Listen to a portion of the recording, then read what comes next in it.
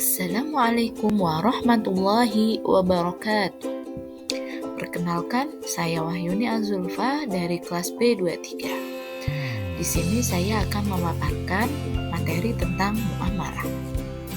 Sebagai pemenuhan tugas mata kuliah fikih muamalah oleh dosen pengampu Bapak Alam Tarlam SUD MAG. Semoga video pembelajaran ini bisa bermanfaat. Selamat menyaksikan. Pengertian muamalah. Muamalah adalah istilah dalam bahasa Arab yang secara harfiah berarti hubungan atau interaksi. Dalam konteks Islam, muamalah merujuk pada segala bentuk interaksi atau hubungan sosial antar manusia, terutama yang berkaitan dengan urusan duniawi seperti ekonomi, bisnis, transaksi, keuangan, dan hubungan sosial lainnya. Secara etimologi, kata muamalah berasal dari bahasa Arab, amalah, yang berarti berinteraksi atau berhubungan.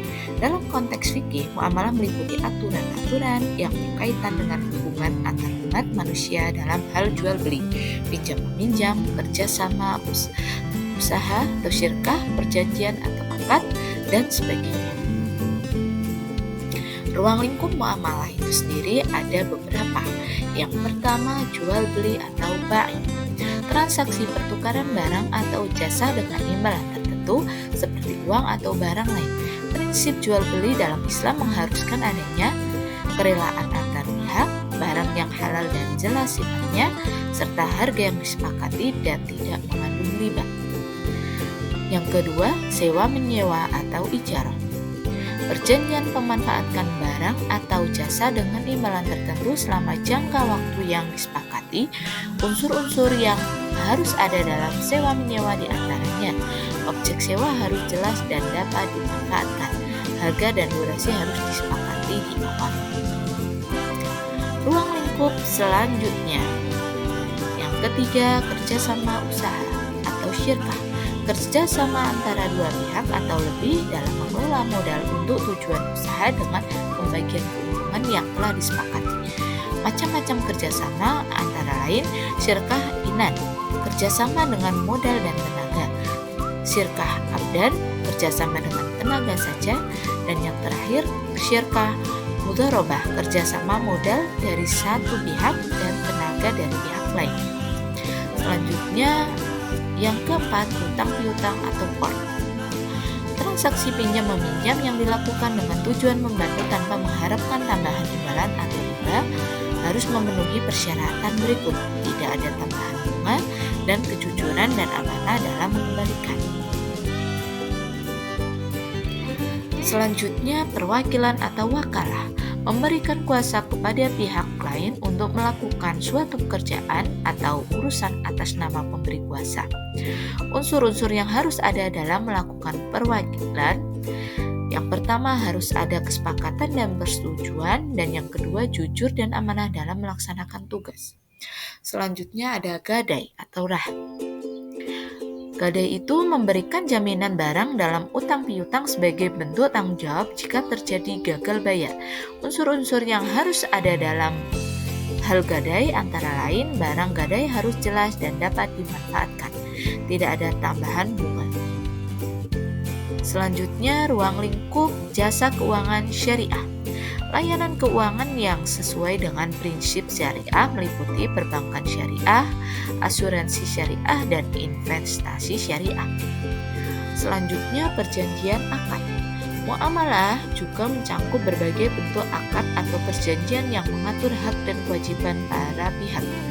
Macam-macam akad antara lain akad jual beli, akad kerjasama, dan akad pembiayaan.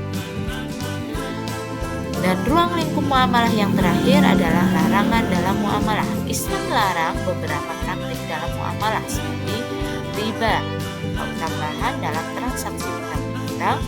Yang kedua, gharar, ketidakjelasan dalam akad, maisir, perjudian atau spekulasi, dan tadlis, penipuan atau manipulasi dalam transaksi.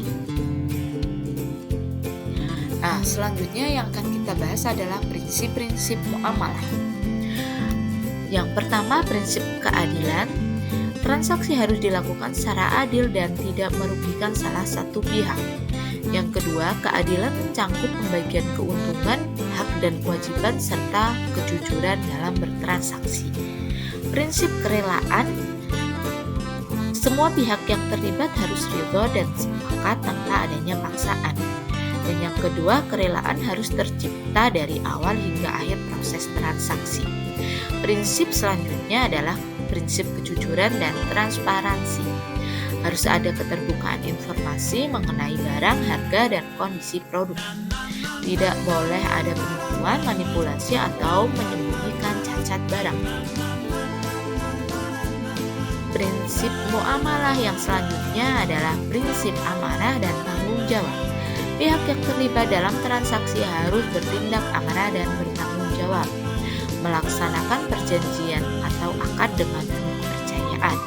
Prinsip selanjutnya, prinsip tidak mengandung riba, melarang adanya tambahan yang tidak wajar pada transaksi utang piutang atau pinjaman. Yang kedua, riba dianggap sebagai bentuk kezaliman yang merugikan salah satu pihak. Prinsip selanjutnya, prinsip tidak mengandung gharar atau ketidakjelasan. Transaksi harus bebas dari unsur ketidakjelasan atau spekulasi yang dapat merugikan salah satu pihak. Gharar dapat berupa informasi yang tidak jelas atau transaksi yang tidak pasti hasilnya. Prinsip selanjutnya, prinsip tidak mengandung maisir atau perjudian. Dilarang melakukan transaksi yang sifatnya untung-untungan atau spekulasi. Maisir dapat menyebabkan ketidakpastian dan kerugian sepihak. Prinsip kemaslahatan umum. Transaksi dilakukan dengan mempertimbangkan manfaat bagi semua pihak dan menghindari kerugian. Muamalah bertujuan untuk mencapai kesejahteraan bersama dan menjaga keadilan sosial. Prinsip selanjutnya adalah prinsip akad yang jelas. Setiap transaksi harus memiliki akad yang jelas baik secara lisan maupun tulisan. Akad mencangkup hak dan kewajiban objek transaksi serta syarat dan ketentuan. Selanjutnya yang akan kita bahas adalah hubungan muamalah dengan fikih lainnya. Yang pertama dengan fikih ibadah. Fikih ibadah adalah cabang fikih yang mengatur tata cara beribadah kepada Allah seperti sholat, puasa, zakat, dan haji. Hubungan dengan fikih muamalah antara lain keterkaitan dalam zakat. Fikih muamalah berkaitan dengan zakat yang diambil dari hasil usaha, perdagangan, atau bisnis. Kemudian niat dan kejujuran. Kemudian hubungan dengan fikih jinayah atau hukum pidana Islam. Fikih jinayah mengatur tentang tindak pidana dan sanksi dalam Islam seperti pencurian, perzinahan, dan pembunuhan. Hubungan dengan fikih muamalah adalah tindak penipuan dan kecurangan.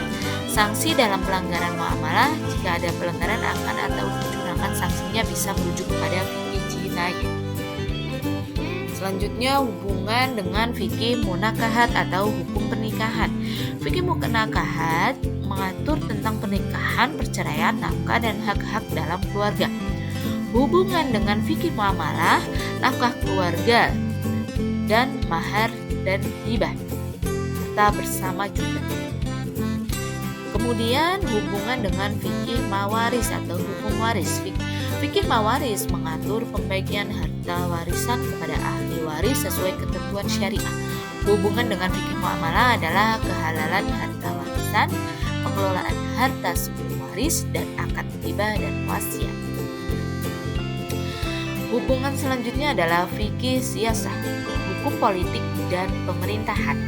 Fikih siyasah mengatur tata kelola pemerintahan dan kebijakan politik berdasarkan prinsip syariah.